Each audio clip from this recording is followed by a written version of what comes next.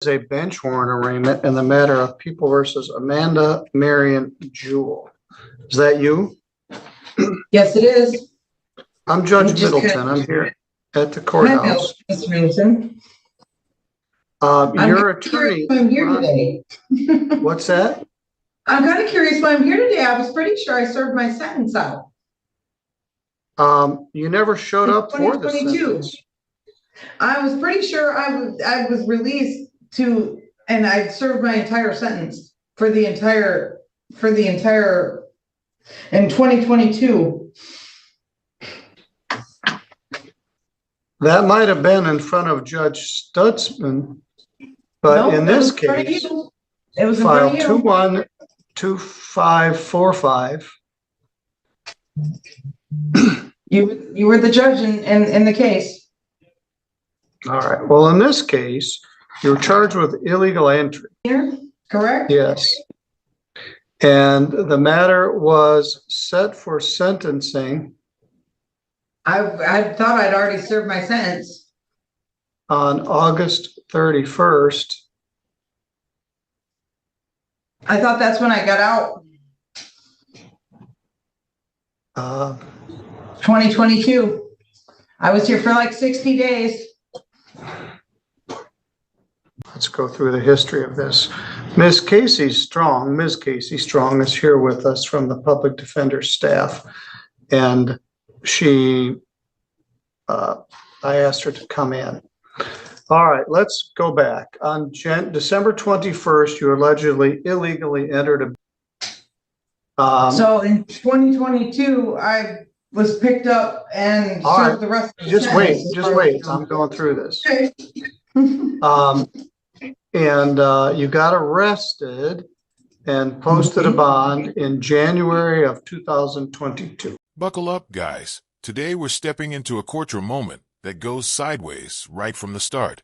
A confused defendant insists she already served her sentence, but the judge immediately pushes back and starts unraveling the real story. Tension rises as her claims clash with the official record, setting the stage for everything that follows. Yep. Attorney Timothy George was appointed to represent you, but he had a conflict, and the attorney then became Rhonda Ives. On July 13th of 2022, you got arrested for failing to appear, and you pled not guilty again. So I set the matter for an attorney pretrial for August 5th.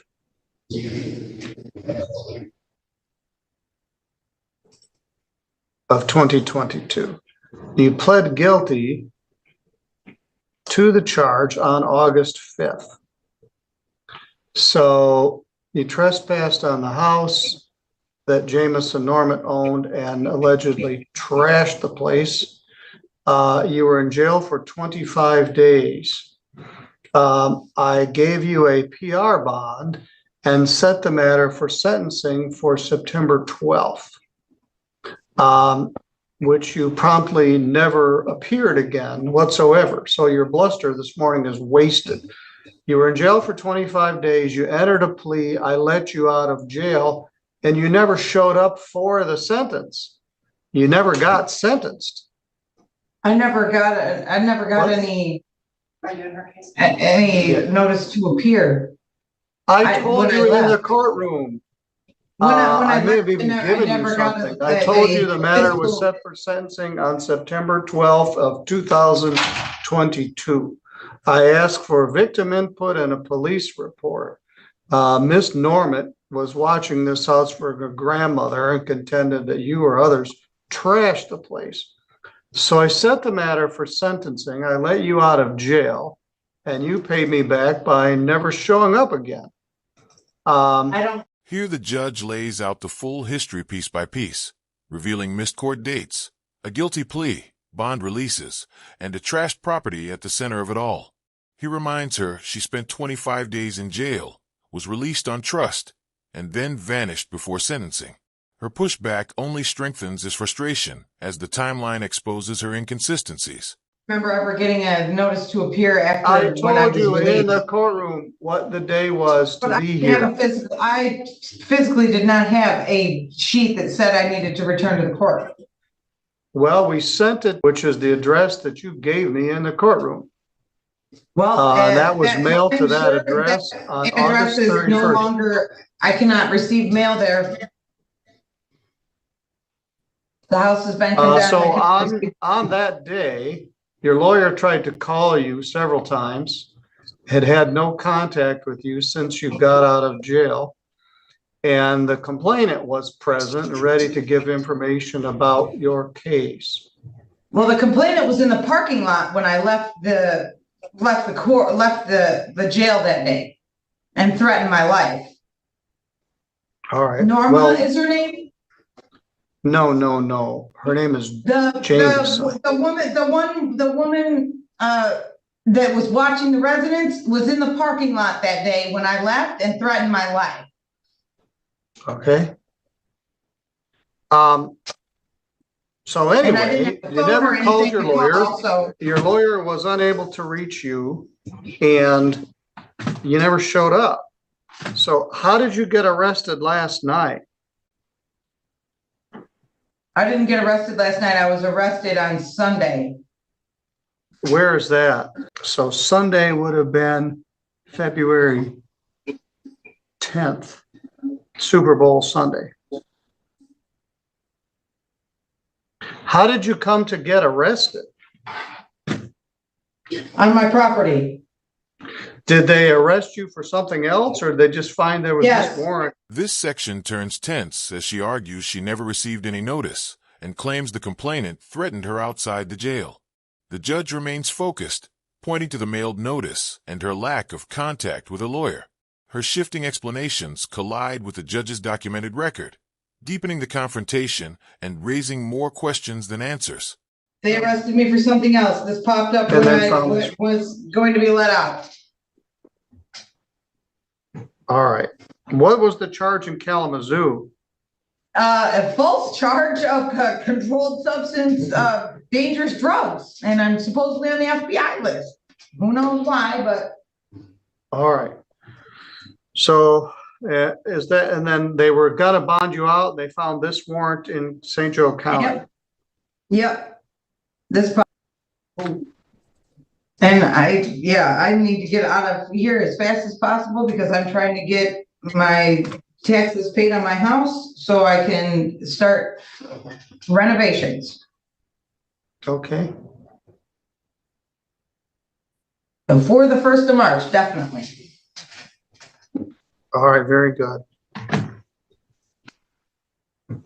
I'll set this matter for sentence, and hopefully we can get Miss Ives here. The first day I have is February 21st. And I have court in Kalamazoo on the 21st. Do I have to stay in jail till this matter goes to court? I would think that since it's a misdemeanor, I wouldn't have to stay in jail. Now the situation escalates again. She says she wasn't arrested last night, but days earlier on unrelated drug charges, even claiming she's somehow on an FBI list. The judge tries to make sense of it while she pleads about taxes, property issues, and the need to get out quickly. Her urgency only highlights the chaos surrounding her circumstances. You're mistaken. I'm not very happy with you. You blew off your sentencing date. You never called your lawyer. The complainant came twice. You're trying to bluster me to tell me that you already got sentenced and did a bunch of jail time. I did you a favor by letting you out of jail, and you promptly responded by. I thought I did. My mistake. Okay. I just want to get the matter resolved, and I don't want to miss being able to get my property taken care of before March. And I don't want to miss my other court dates in Kalamazoo. Fair enough. Trying to keep a better schedule. Only can do that if, we can work together. Because this is only a misdemeanor. Not that that makes it any less important.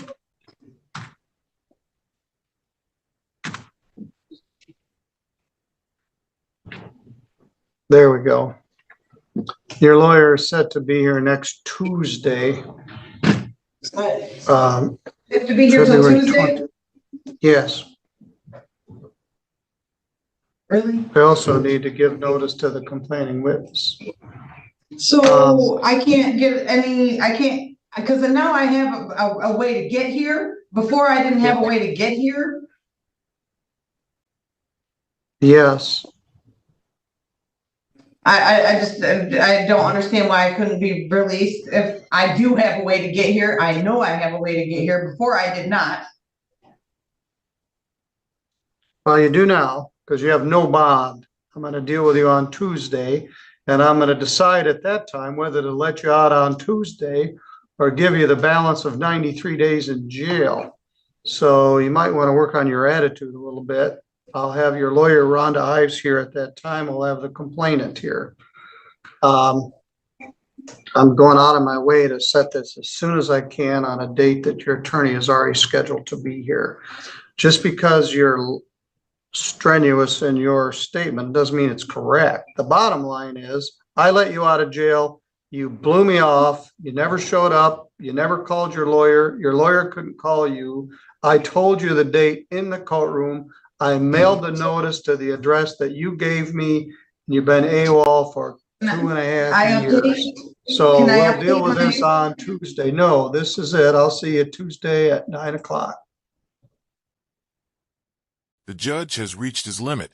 He reminds her she ignored sentencing, never contacted her lawyer, and left the court waiting for years. Her excuses fail to persuade him as he warns she may face the full 93 days. He keeps the next court date firm and ends the hearing with clear authority, making it obvious this time she won't slip through the cracks. If you enjoyed the video, make sure to like, subscribe, and we'll see you in the next one.